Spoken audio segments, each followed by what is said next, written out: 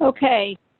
Good morning, everyone. This is Christine Nicholas, the chair of the New York State Tourism Advisory Council, and I'd like to call the meeting to order at 11:06. Due to the public health concerns and as authorized by executive order of the governor, this meeting will be conducted by teleconference, and the public may listen to the meeting via webcast. It's important that all members and staff state their full name for the record each time they speak. And we'll start by taking attendance, and I will read the names of those on the attendance sheet. And also just as a reminder for those that are listening in, you can mute by hitting *6. Let me see if I can get the attendance sheet up. Okay. Catherine Nichols? I'm here. Eleanor Tatum? Here. Juliana Hernandez Comiso, on behalf of Senator Serrano. Thank you. Barbara Lee Diamond Steele-Vogel. Dan Fuller. Fuller's here. Thank you. Thank you. Tom Mulroy, I know you're on. Alana Petroselli. Ali Sirota. Alexander Stanton.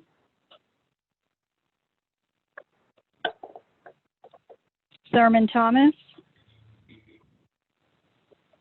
And is there a rep from Assemblymember Danny O'Donnell's office? Okay, they may call in later. The ESD I Love New York staff, Ross Levi. Yes, I'm here. Good morning. Richard Gagliano. Hello, everyone. I'm here. Lisa Soto. I am here. Sarah Emmerich. Good morning, I'm on. Good morning. Anna Packman. I'm here. Good morning. Good morning. Heather McElhaney. Heather's here. Thank you. Mark Lee Wilson. Yes, good morning. Good morning, Mark Lee. Kelly Bequerizio. I'm so sorry, Kelly. Bequerizio. Did I get that right? It's Baccarizzo, and I'm here. I'm so sorry. Bequerizio. Very good. Anybody else on the line that we have not called on?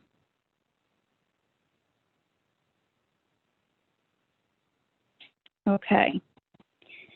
All right. So all members have been given a copy by email of the minutes. They're also available to download at esd.ny.gov /ESD Media Center Board Meetings /TAC. Are there any changes to the minutes? And do I have a motion to approve the minutes? Eleanor Tatum. Dan Fuller, second. Thank you, Eleanor Tatum and Dan Fuller. All in favor? Aye. Any opposed? Okay, not hearing any opposition, the minutes carry. So I'd like to welcome everyone. I know this is a little awkward for us. We always prefer to meet in person, but we'll have to be doing this virtual meeting for now. The meeting will not have visuals. It will be audio only. We are certainly confronting the most challenging public health experience of our lifetime, and I hope everyone and their families are healthy and staying safe. As you know, the virus has had a devastating impact on the tourism industry. The U.S. Travel Association has reported that travel spending is expected to decline $519 billion, representing a $1.2 trillion loss in the GDP. That's more than 9 times the impact of 9/11 on the travel sector revenue. Travel-related job losses represent 38% of all job loss through April, nearly 10 million Americans. So today we will obviously be focusing most of the meeting on COVID-19 and what our industry is going through. I want to start the meeting with some of my thoughts on where we are right now and how we can move forward together. As most of you know, I served as the president of NYC & Company during 9/11 when the tourism industry was decimated at that time probably the worst in history, particularly in lower Manhattan. After 9/11, we saw a record decline in visitation to New York City, and many people believe that tourism in the city would never be the same. And however, we were able to bring tourists back, and we had seen the highest levels of visitation ever to both the city and the entire state in just the last years. While the recovery of our industry may be harder to take and will take a bit longer, I am very bullish on New York, and I believe that we're going to come back, and we're going to come back even better than ever. Tourism is the third largest industry in New York State, and therefore plays a significant role in our overall economic recovery. One of the great things about New York State tourism is that it has so many outdoor attractions, parks, trails, waterfalls, etc. These are relatively safe, and there are local ways to get outside, and many have not closed, so perhaps it's a good way to start. Local tourism makes sense. Visitors can't fly in, but that also means New Yorkers can't fly out. So their tourism dollars will stay in the state while they recreate locally. Perhaps we can see an increase in local road trips for residents to see our beautiful scenic highways and byways. There are comparisons to tourism recovery from 9/11 and the lessons that we're learning now. Before COVID really hit the U.S., in early March, I penned an op-ed in the Daily News. I know some of you saw it. I thank you for your emails. But I predicted that New York would bounce back quickly due to pent-up demand. I still believe that we're going to bounce back, and we're going to bounce back faster than the pundits are predicting. But now that we know how this virus is affecting people's health and psyche, it may take more time. It'll be a slower recovery. This will be due in part because of airline shrinkage and reluctance for people to travel en masse or to go into crowded transportation and places. The silver lining here, though, with the recovery is that although it may be slower than 9/11 because of visitor apprehension, so will the availability of tourism attractions. It'll be reduced. But we do, as I mentioned before, think that New Yorkers can do a great deal of traveling within New York State. As we know, places are not going to be able to fully open, and they'll need to lower their capacities and implement health safety standards and new standards and measures that may change how visitors experience the same attractions. For example, the New York State Restaurant Association and the United States Restaurant Association have put forth suggestions for 50% capacity. You may have read also that Broadway has announced that it probably will not open for the rest of 2020. So with the slow return of visitors and a slow opening of attractions, how can we jumpstart the tourism economy? How can we actually recover? The reduced supply and the demand will help us meet, I think, in the middle. While a vaccine, of course, would change this all, I don't see a vaccine coming in the next few months. Many people are saying that without a vaccine or without remedies, without treatment, the tourism industry is just going to continue to stay at a very, very slow pace of recovery.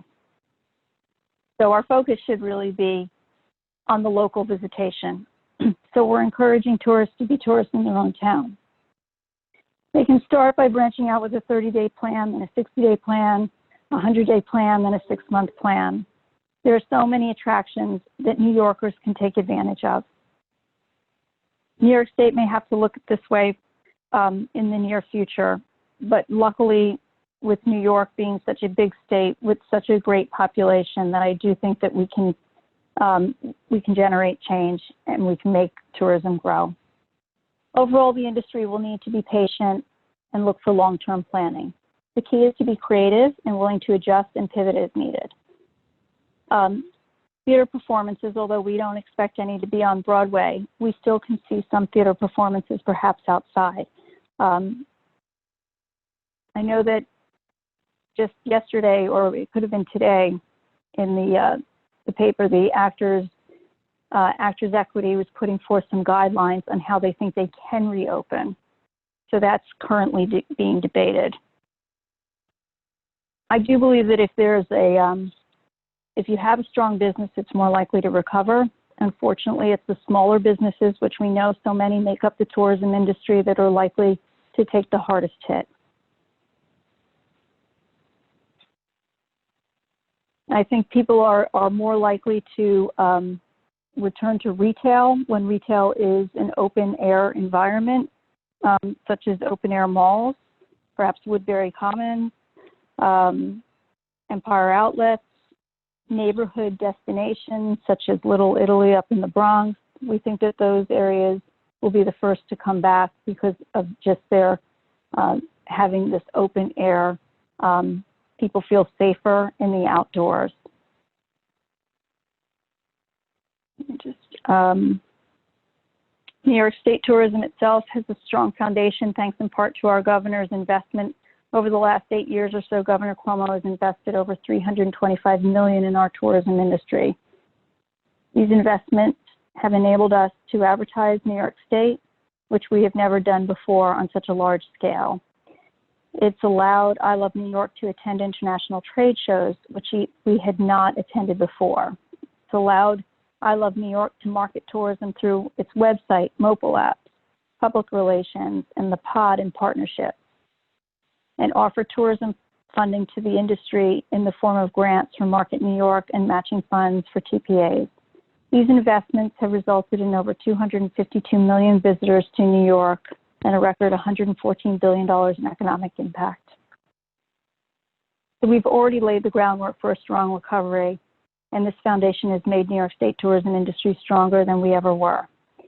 Yes, it will be a slower recovery, and yes, we will be cautious and careful and responsible, but we will recover. And I do believe it was because of the investments that the governor has made over the years that will allow us to recover quicker. I do believe that we will engage in a advertising campaign for recovery. We're starting those discussions now, and we would like to have the TAC discuss this more on the agenda with new business. So start thinking about those message points because I'd love to hear from you. Now I'd like to hear from Ross Levi, our Executive Director of Tourism, who will report on I Love New York activities since COVID-19. Ross, are you on? Yes, I am. So quiet. When you speak, I feel like speaking in some kind of bubble here. But go ahead, you sounded Ross. great. Thanks so much for being with us. Absolutely. You sounded great, and it's good to be with you as always, Christine, and good to be with everybody, albeit in this unusual format. But I think as we're all separated, these opportunities to get together serve a role just to be in each other's audio presence, if nothing else. We're really looking forward to hearing, as Christine mentioned, your insights shortly about what New York State should be keeping in mind as we work on tourism in a COVID environment. But first, I wanted to update you on what activities we've been doing at I Love New York. So the Division of Tourism's number one priority, along with all of New York State, of course, has been health and safety. Everything we do is through the lens of do no harm when it comes to the safety of the I Love New York community.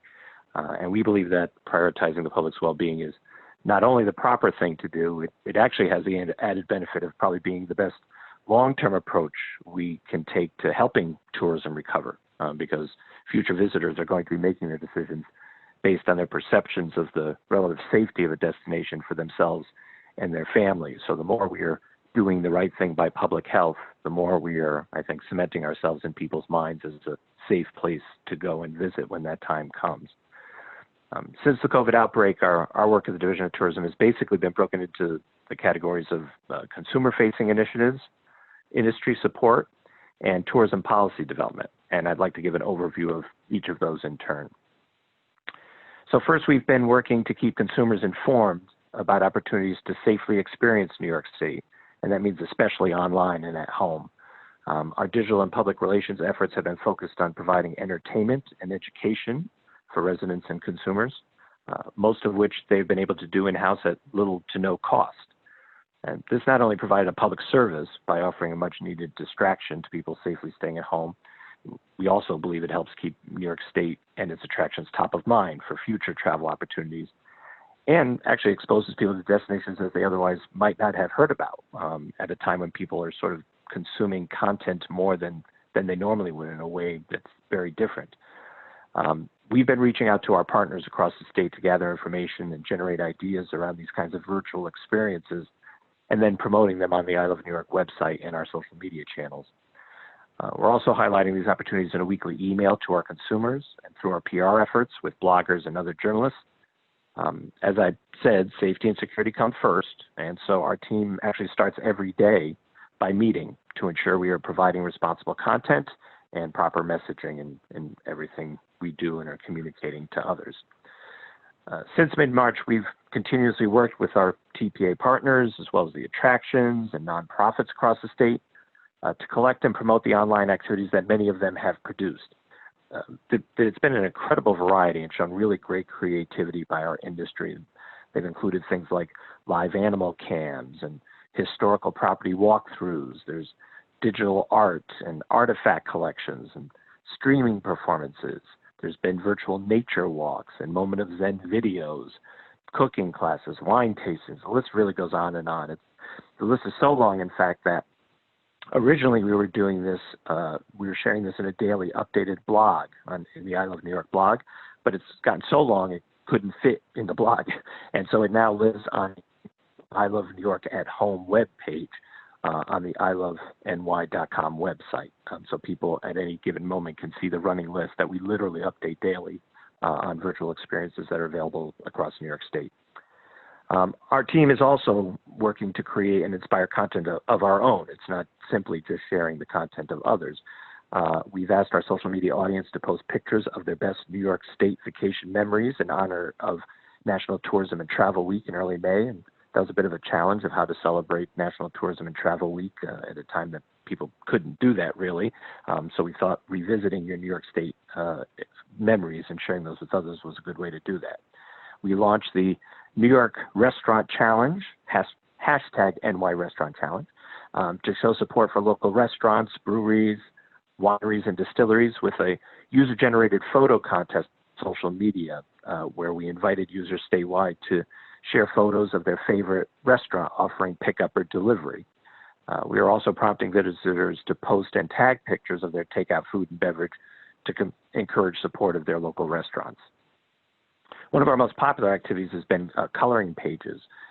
We started with 5 pictures of unique New York State attractions that were turned into coloring pages for kids of all ages, not just young kids. We know adult coloring is a real thing, but that effort has grown as attractions and destinations from around the state have sent us their own pages to be added. So now it's almost a virtual New York State coloring book. Thanks to a mention in Governor Cuomo's newsletter, that page has had over 100,000 hits. So we know that that's having some good resonance with folks. We compiled a New York State themed music playlist, a binge-worthy list of TV shows and movies with New York State ties, trivia questions, and virtual scavenger hunts. Hopefully you saw for Mother's Day, we encouraged online ordering from New York State tourism destinations. So food and drink products and goods and gift cards direct from gift stores from attractions across New York State as gifts to help mom have a virtual New York State getaway at home. And we're planning something similar for Father's Day as well. And all these online efforts have actually resulted in some positive press coverage as well, amplifying those efforts through earned media. So New York State attractions have been featured in top-tier national publications like Forbes and Photos, Travel and Leisure, USA Today, Condé Nast Traveler, Lonely Planet, Men's Health, Martha Stewart, MSNBC, Wine Spectator, as well as scores of smaller, more niche outlets. The PR team also keeps in regular contact with the media and travel journalists to discuss what story themes they're looking for, and then actively searches out which New York State destinations and attractions could fit into the themes they are working on. While being appropriately cautious, we've also been collecting information on safe outdoor settings, open for exercise and nature breaks that allow for social distance practices.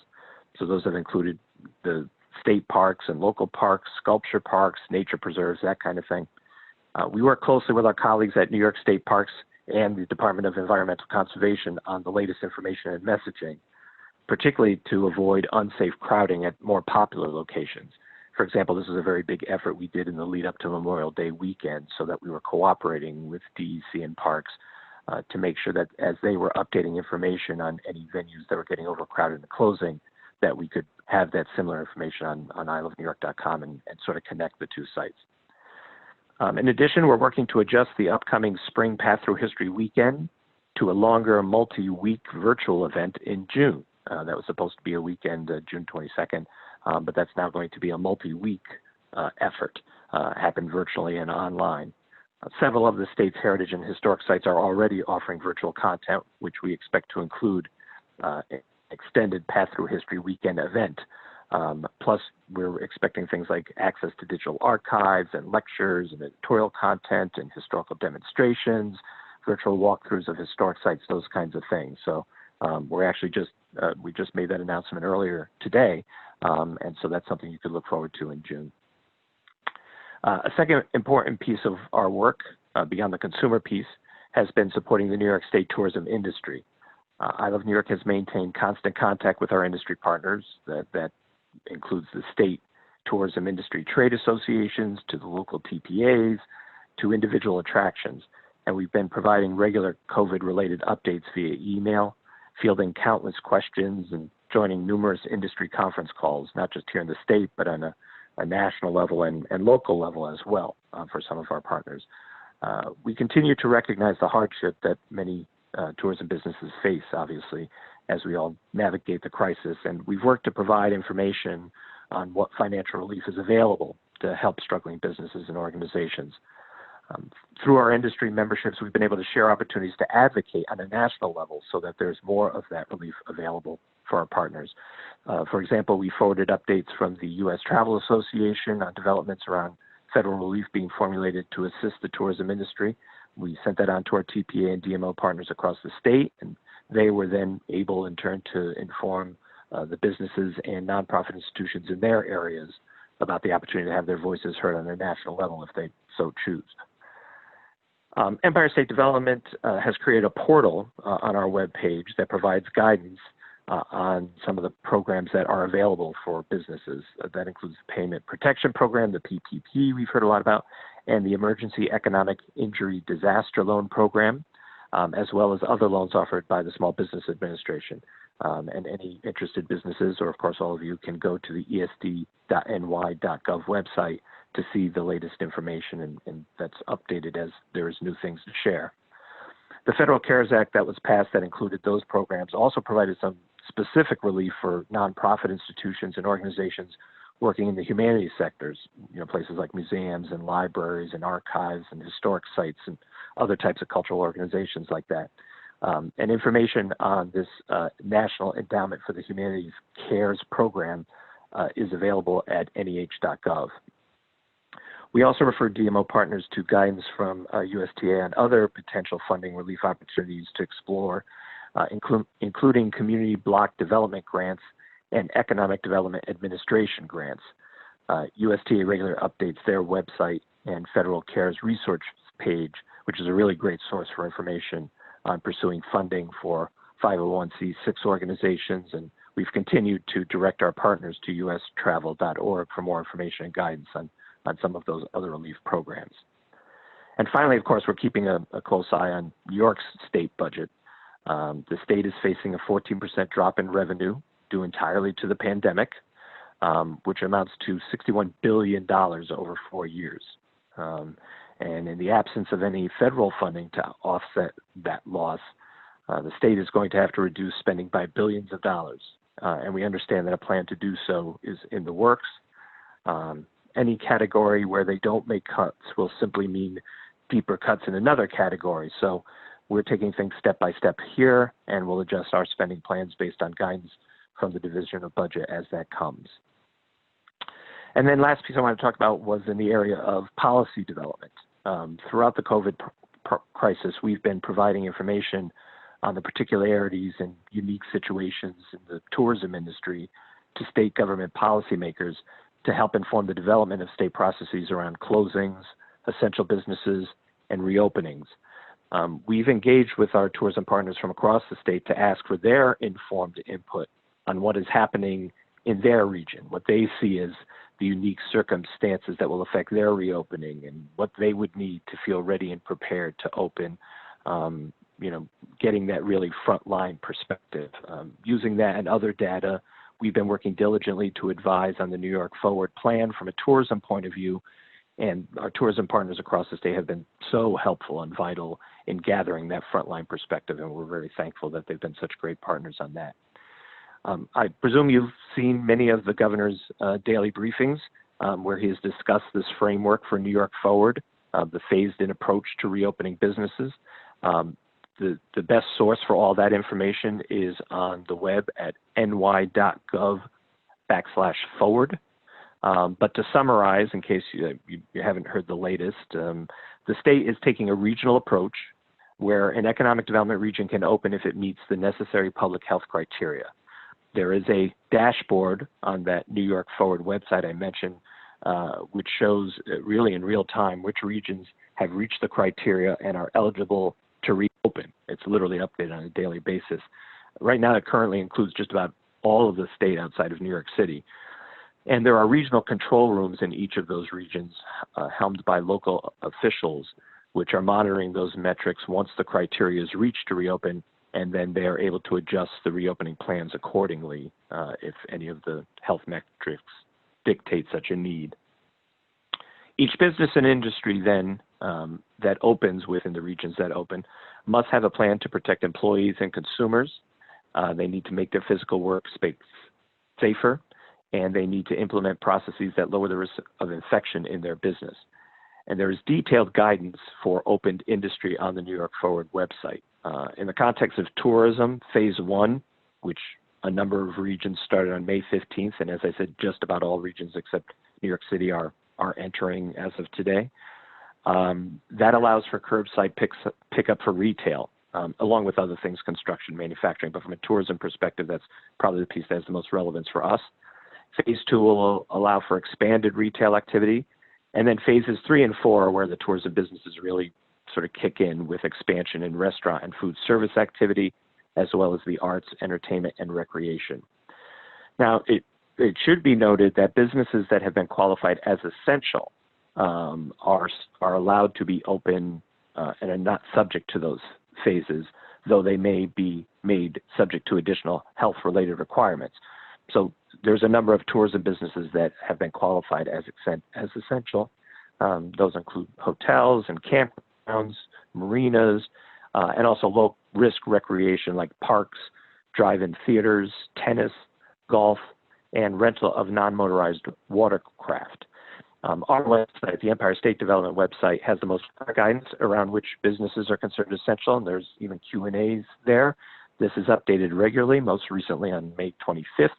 And so we have advised businesses to look at both the essential business and New York Forward guidance often, and also to look at it in total, because sometimes one section may sometimes relate to another separate section, so it's good to keep that all in line. You probably heard the governor also announced that state beaches would reopen for Memorial Day weekend, as I mentioned, with limited capacity, limited amenities, and other restrictions. Local beaches were also allowed to open at the discretion of local elected officials, and a number of them did, sometimes just for their local residents, but that was on as we said, a sort of local decision. The governor also announced that New York State's horse tracks and Watkins Glen International will be allowed to operate racing starting June 1st, albeit without fans in-person attendance. Additionally, the New York Canal Corporation has announced the Erie Canal would be operating in regions that are open under New York Forward. So to wrap up, clearly these are unprecedented times for tourism, both in the state and beyond, obviously, the nation and the world, something we're all experiencing. I Love New York will continue to work to support New York State's tourism industry with the latest information on state COVID-related developments and opportunities for economic relief for businesses. We will continue presenting information and perspectives from the industry to our colleagues in state government, and we will work to maintain our status as a trusted information source for consumers about opportunities to explore New York State, which will become especially important as we move into the phase of once again encouraging travel to and throughout New York State. And so that, Christine, is my report. Thank you, Ross Levi. So now I'm going to open it up to TAC members to provide any ideas of best practices that you may be aware of that New York State should keep in mind as we look to support tourism in our industry post-COVID. Just remember to please state your name before speaking. The lines are open. Christine, Eleanor Tatum. Thank you, Eleanor. Hi, good morning, everybody. I am in Ulster County, where I've been sheltering in place and quarantining and working remotely, and trying to take advantage of being able to be outdoors when I am not, and getting a little bit of exercise, and going to some of the places that Ross just mentioned. But one of the things that we're finding is that the local municipalities are closing a lot of things off to public, like watering holes and whatnot. And to try to figure out ways to put trackers in place to make sure that people don't get up here and then find that they're just places that are closed off to the public. Because for people to drive from different areas to get to a place and find out that they just can't be there is going to be really disappointing and very frustrating. So I think that there has to be some sort of communication to people in that sense. And then there are other places that are trying to do their very, very best with social distancing. And because of it, it has made the capacity much less. So for instance, Opus 40, they now have capacity limits of 30 people per time slot. And now they've never had time slots before. And I guess the first weekend that they opened, they only had 2 time slots a day. So that was 60 people a day being able to go. Now, if anyone here is on the phone has been to Opus 40, they know it's a very large space. 60 people in that space over the entire day is very limited. So they're, of course, just trying to figure it out. They were going to be adding a 3rd time slot if they found the need. But again, people that may have been up here before would maybe not even think about looking at the website to say, oh, we could just go, these types of institutions are now open. So really telling people to check and to make sure that the places that they want to go to are open and how they've changed their operating procedures because of it. The point very well taken, Eleanor. I totally agree with you. And I do know that the governor has said in some of his daily briefings for people to be patient and to check in advance. But maybe we need to do more of that communicating. And I've always advocated that you, especially in times of crisis, should over-communicate because it's, it's so important. And I feel the pain for especially city dwellers that try to venture to the open space, and then if they have trouble finding it. I know the Palisades and along the Shwangungs, they had closed off for the, where people hike because it just got too crowded. And this is happening nationwide. It's not just New York State, but I think hopefully as we are starting to reemerge, people have an open mind to this and understand that public health and safety has to be paramount. And luckily for us in New York, it's a big enough state that they can hopefully find their own little piece of paradise. Yeah, and I just wanted... Oh, I'm sorry. Was that Ross? Yes, it was. This is Ross. Yeah, Eleanor, I think that's really helpful feedback. Thank you. And I think, it's something we are very much keeping in mind, the idea of how do we make sure that people, at the very least, that are coming to our website are aware, and then also trying to do that proactively through our channels as well. So, for example, on our website, there is a big red bar across the top of any page you go to that encourages people to click on to find out about what's going on related to COVID. And we keep mentioning in our blog and everywhere, before you go anywhere, check. But I think you're right that we should continue to look for opportunities to make sure that information is clear to folks. Is there a way that you can put together a part of the site where you can have the venues be able to put feedback back in as to how they're operating so that they can update themselves, so that you guys don't have to be putting it into your blog, so that they can update their information themselves into a state database? Yeah, we haven't necessarily gotten to the point yet, just because the phased reopening is still happening. But we are working closely with the tourism promotion agents. That's our sort of frontline defense. We're working with those folks in every county in terms of getting the latest information we can. There are literally 9,000 listings on the I Love New York website, and we don't pretend that we're going to be able to keep all those updated in real time, which is why we do the blanket information. But we are also doing our best to find other ways of getting the message out there of check, and like I said, as we get closer to the reopening, we're gonna be thinking about this more as well. Right, but if you could have them be able to, if the venues themselves could do the updating, because it may change on a daily basis of how they're doing things, then that would I think if they're state venues, we can certainly work with them on that, the state parks and the beaches.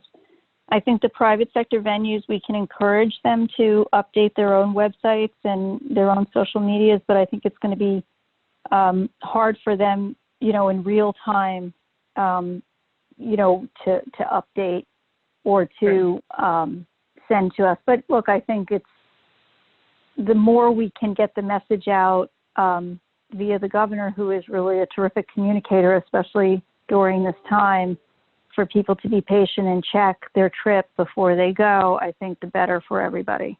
So I think we will certainly relay that message. And just one other note, I also went to the drive-in this weekend. Which one? I went to Overlook up in Poughkeepsie, and it was really fun. I'd never been to a drive-in. I highly recommend. Not if you want to see the movie, though, because it's really not that easy to actually see the movie, especially if you have kids with you. But it's a great experience, and especially a great way to get out if you want to get out. And a great way to. It's really easy to social distance at them, and so. I just wanted to. Roughly, how many cars were they able to accommodate? Well, I was there on Sunday night. It was the third night it was open, and Overlook, when they are at full capacity, can take 600 cars. Wow. They were not at full capacity just because there was not. I don't know if they turned away cars or not, but I am not sure exactly how many people they took. But the bathroom situation was not terribly bad as well. They were only allowing one person into the bathroom at a time. There were, I think, 5 stalls, but people were pretty good. If you were a family group, you could all go into the bathroom at the same time. But if you were a single person, you had to wait till the other people got out of the bathroom. The snack bar was not heavily used. People seemed to bring their own food and whatnot, but people were very respectful of keeping their distance from other cars and wore masks when they were walking around. But there were a good amount of cars there. I would say there were definitely a few hundred. That's great. Yeah, Go ahead, Russ. I'm sorry. That's Russ.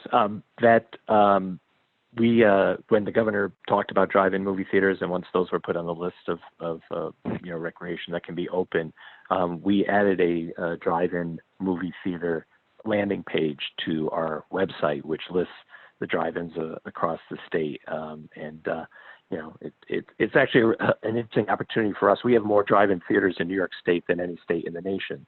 And it's kind of this, you know, they've been around, but it's sort of this opportunity, as you were saying, Eleanor, for people to discover or rediscover this thing that had been out of their life for so long.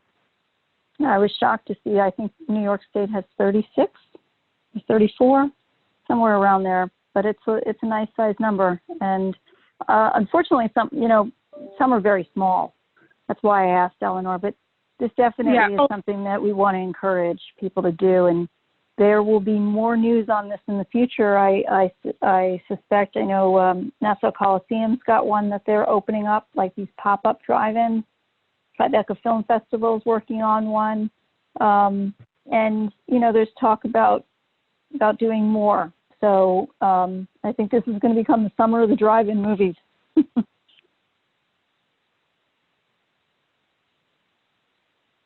Does anybody else from TAC have something that they want to talk about, best practices, or what we could be looking at doing that other states or municipalities are doing that's working? Sure, it's Dan Fuller from Bristol, and good morning, everyone. And one of the things that we hope to open the aerial park and the cable wakeboard park maybe during the initial phase 2 opening here, which is scheduled this Friday, and hope to get it going maybe June 13th. It's obviously both of those activities are very, very low risk, similar to tennis. And just to describe the aerial park, we're looking at maybe 70 people over a 9-hour period that's spaced over 5 acres. So there's probably no more than 30 or 40 people there at a time, and it's distance quite thing. At the cable wake park, there's 9 people on the cable at one time, probably 20 people in the park, which is very easy to socially distance them. But I think as far as best practices, and I think a lot of people are obviously moving to this, but maybe I'd like to mention anyway, is it seems like a lot of the activities that we're looking at is all going to be reservation-based. You know, and aside from being reservation-based, all those payments will be done previously online, so they'll pay before they actually get there. And obviously, all the PPE supplies will be provided, whether it's sanitation or the other things. But really, paying or acknowledging, you know, different things by the use of their own phone, which really is what we're looking at, is all our facilities of absolutely having no contact with the guest from that standpoint. So, and probably posting all those operations on the website. I think that's a very good idea, Ross, is to make sure that we're very clear and revamp our website so that communications to the people in advance are very clear.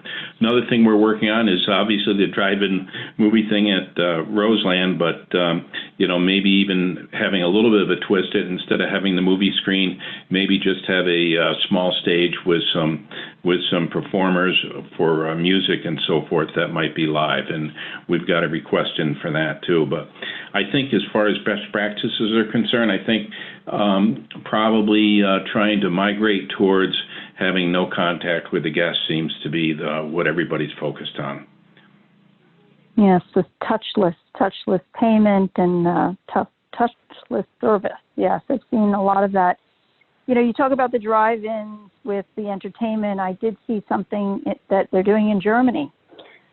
They're having drive-in discos or drive-in DJs, and it's really they do a live DJ on a stage with a huge screen so you can see him or her, and they're blasting the music, and the cars are almost like gyrating with the honking of the horns and everything. Yeah. It's just a great relief, but it reminds me of the movie Cars. You know, how the cars are its own personality and their own people. It was really kind of funny to watch, but people are having a blast doing it, and it's something you might want to think about. It also gets the younger, you know, the younger folks, the singles, to be able to do something that's fun. You know, they do limit it to 4 people per car, you know, but you can just Google it. You'll see what I'm talking about. Yeah, Christine, I think what we're trying to do is really present those things that are very, very low risk right now, and and in a way that they can be monitored. And I think that's some of the challenges some of the, municipal parks have and the parks is that, it's hard to monitor the activity there sometimes. But, having people there, that are there that are making, ensuring that they do social distance and so forth might be very helpful in giving people an opportunity to get outdoors and do things. But Dan, can you really make any profit with only 70 people over a 9-hour period? It's going to be very, very difficult, but I think a lot of the things that we're looking at is we recognize we're going to have a loss, a business loss. It's a question is how can we minimize it? So are you better not operating it and paying all the fixed costs for that, whether it's all the whether it's school taxes and all the taxes and the payments, or do you try to operate it and try to minimize the loss to a little? But if we had 70 people for a day, at least for this initial thing, and you take and try to get 70 every day, hopefully over a longer period of time, it might average out to be more beneficial than not all operating. How many people do you normally welcome in a day? That will probably be 150 to 175. Okay. So we're looking at about 50% capacity there. I think the wake park is probably, less capacity. I mean, when we get to the water park, which we haven't gotten to that point yet, we're looking at maybe starting out with about a third capacity, for that. Mm-hmm. But fortunately, the chlorine will help that whole scenario out quite a bit. Right. Well, thanks, Dan, and best of luck. Thank you. Best of luck to you. Any other TAC members have any other ideas they want to share? Hi there, it's Catherine Nichols. I thought I would give just a brief update from my colleagues at the New York State Council on the Arts. Okay. Can you hear me? Great. Good morning, everyone. Yes, I can hear you. Okay, so the New York State Council on the Arts, obviously a grant-making agency. We've really shifted our focus right now to be a resource to the field. In our field are thousands of organizations, large and small, not-for-profit across the state. We have 2 new grants through the NEA and the CARES Act. One which is posted and live now in support of individual artists outside of metropolitan New York. That because there were so many resources dedicated directly to New York City, we felt that this grant could be of service to other parts of the state, and that is being administered through NYFA. And a second for small to medium-sized organizations across New York State. So NYSCA has really shifted its focus right now to being a resource for the field, capturing and providing on our website resource information of where organizations can go for other public and private funding opportunities. And something that we're really excited about is a series of webinars that NYSCA has been presenting called NYSCA Presents for the field. We've had tremendous response, 500 on each of our first 2 webinars from across the state participating. Subject matter has included fundraising in the time of COVID. The second one was communication strategies. And again, we're serving a lot of small not-for-profit organizations that don't have the resources of consultants and communications teams necessarily. So these seminars really focused on how to keep the smaller arts organizations communicating with the public. And the third one that we're working on will be really talking about creativity and art making and presentation of the arts in the present tense. Because we don't know what the rest of this year will look like in terms of reopening and capacities, we're going to encourage dialogue on what things look like right now. So that will be the next sort of webinar that's coming together. The webinars all are on the NYSCA website, so arts@newyork.gov, or just search NISCA and you'll find them there. Very informative, very interactive. We were able to take a lot of questions from the field, so I think it was very helpful. Obviously, the arts community within tourism is very hard hit at this time. And, we appreciate the leadership and guidance from I Love New York and Tourism and their assistance with us in promoting the arts community and art making around the state on the I Love New York website and app and whatnot. So much gratitude for that and more to come. And if you have an interest, please do check out the webinars because we've had tremendous response that they've been very much helpful and appreciated by our community and our field. Great. Thanks for the update, Catherine. Terrific. Christine? Yes, Ross? Yeah, I just want to mention thank you, Catherine. We look forward to involving a number of arts organizations also in that virtual Path Through History weekend, which, like I said, now is more of a 3-week event. There's been a lot of participation from the arts community in that from a historical perspective in the past, and we look forward to that being another opportunity to bring some attention, albeit in a virtual space, to things that a lot of our great arts institutions across the state are doing. Okay, wonderful. Terrific. Anybody else? At this point, if I could also just thank you, Christine, for your opening remarks. And I think we're very fortunate to have you in this role at this time, given your experience. Unfortunately, but we have experience here in New York, and I share your confidence that we will, rebound and rebuild, and we have the experience to do so. So appreciate your leadership at this time. Thank you. Hear, hear. Thank you. Any other TAC members that want to weigh in? Okay. I know Rich is on the line. Rich, is there anything that you wanted to share with us about any of the discussions with I Love New York ads or planning for that at this time? Sure.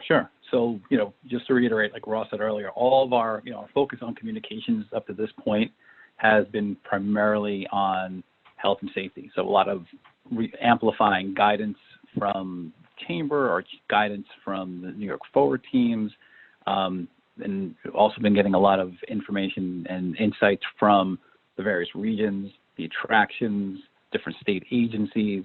So we've been sort of in a listening mode and like I said, education and guidance mode. What makes things a little complicated is as the different regions start opening, there's, each region has its own subtleties and different timing. So it's not like the state is in this one stage. We've got to be careful on, the difference between communicating, educating, and promoting. We want to make sure we promote with the right guidance in mind. So like I said, we're listening to the guidance that's coming out of Chamber, advice coming from the different attractions and regions, and trying to keep that balance right now and keep our, while we're all doing that, still keeping our brand out there and top of mind through our owned and earned channels. The reason for that is to keep our brand top of mind and to let people still experience some of the things that New York State has to offer virtually, but also to be smart about our budget. We know when things do come fully back and we do get into true promotion mode again, we want to make sure that we've got enough the proper budget to support those at the proper levels. So we're still thinking to the future. We're working out different scenarios of what does the messaging look like, how does that message go out, what channels are we going to be part of. So it's really mapping through right now the how and the what, knowing that at some point soon there is going to be that need to go out and start promoting again, but we're just keeping an eye on it and that delicate balance between the reality of watching the opening happen in real time, how that evolves, combined with what it is we can do to actually support those in the most responsible way possible. All right.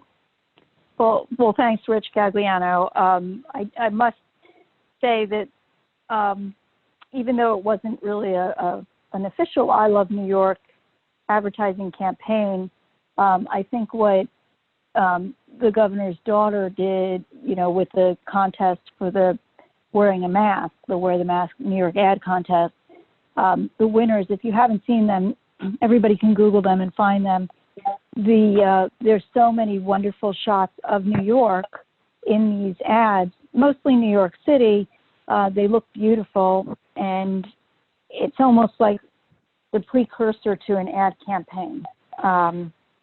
So I think it's starting to get the ball rolling in the right direction, that we do need to advertise, and we're going to have to be, as I mentioned earlier, advertising close to home to encourage New Yorkers to enjoy New York, enjoy the outdoors. We're blessed that we live in New York, and don't be afraid to go out and enjoy New York, because, as we've heard, from Dan Fuller, that there's a lot of planning going into place by the private sector operators, by the public parks, the public operators, to make the visitors feel safe and confident that they can go out safely. So more to come on that, and I'm looking forward to hopefully having an iconic ad campaign, almost as we did I know it's hard to replicate or do better than the original I Love New York campaign under the other Governor Cuomo, because that song still resonates and it still is such a wonderful, wonderful tribute to New York State. But I know that hopefully we can get another ad campaign rolling out soon that will be just as iconic. Absolutely. I think, for the long term, I think everything we do, regardless of what channel it's going to be on, is going to have to strike that balance, like you said, of being emotional and iconic, but at the same time, informational and educational, and do things responsibly. I think across, whatever channels we're going to be in, we'll be able to do that. Mm-hmm. Okay. Terrific. Does anybody else have any comments or new business? Because it's already now 12:02, and I know we started a little bit late with the, getting everybody on the line, but I do want to try to keep this. I know everybody's busy, and I want to be sensitive to everybody's time. Okay. All right. Well, with that, I do want to thank you all for your time. Our next meeting is scheduled for Tuesday, September 8th at 11 a.m. This is a new date, so please mark your calendars, and we'll be sending around a notice, of course. And hopefully we will be able to meet at 633 3rd Avenue by that time. But like everything else, we're going to have to play this by ear. The meeting after that is going to be on November 16th, and we're planning to have that in conjunction with NYSTIA Tourism Conference. And that was that's going to be for Westchester County. This was originally planned in May, but they had to postpone. So it will be in Westchester, which will give our board members a chance to meet and interact with members of the tourism industry.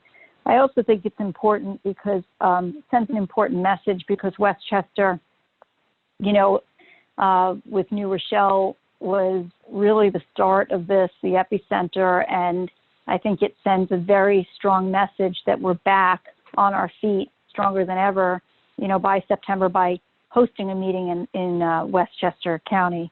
So I hope that you'll all be able to join us, or to at least dial in or watch us if we have the capability of broadcasting it. So in the meantime, everyone, please continue to stay healthy and safe and enjoy this wonderful summer. I hope you get to go to one of the New York State beaches. They are the most beautiful beaches in the world. And I'd like to adjourn the meeting. It's now 12:04. And wish you all a safe and happy summer. Thank you, Christine. Thank you. Thank you. Do we So much. Thank you. Sorry? Bye, everyone. Do you need a motion, Christine? No, I think Eleanor Tatum, I think, is going to give the motion. Did I And hear Fuller, Dan second? I'll second. Yep. Okay. Bye, everybody. Thank you all. Thank you. Thank you.